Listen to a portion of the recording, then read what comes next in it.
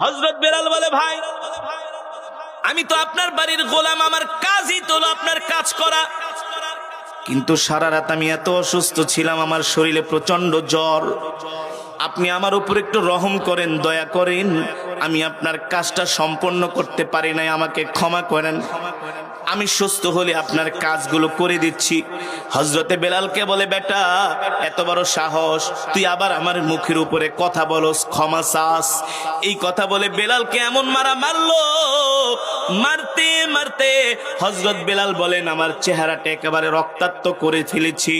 এখানেই শেষ না, আমার মালিক আমার মাথার চুল ধরে এমন জোরে টান মেরেছি, মনে হয় তার টানের চোটে আমার মাথার চুলগুলো, তার হাতের মধ্যে মনে হয় কয়েক গোছা চুল একেবারে ছিঁড়া চলে গেছে, উঠা চলে গেছে।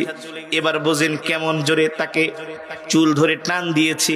একটা অসুস্থ মানুষকে যদি এমন ভাবে অত্যাচার করা হয়, তার অবস্থা কেমন হয়? হযরত বেলাল বলে, আমি 3 দিন পর্যন্ত কিছু আমাকে খেতে দেয় না, তার উপরে এমন অত্যাচার। শেষ পর্যন্ত আমার মালিক আমাকে ঘর থেকে এমন ভাবে লাথি মারলো, এক লাথিতে আমি ঘর থেকে পড়ে গেলাম। এবার আমার মনিব বলে, এই কোনোদিন আর আমার বাড়ির কাছে আসবি না, আমার বাড়িতে তোকে আর কোনো খাবারও দিব না। হযরত বেলাল বলে, আমি এবার মনের দুঃখে কোথায় যাব, কোথায় যাব?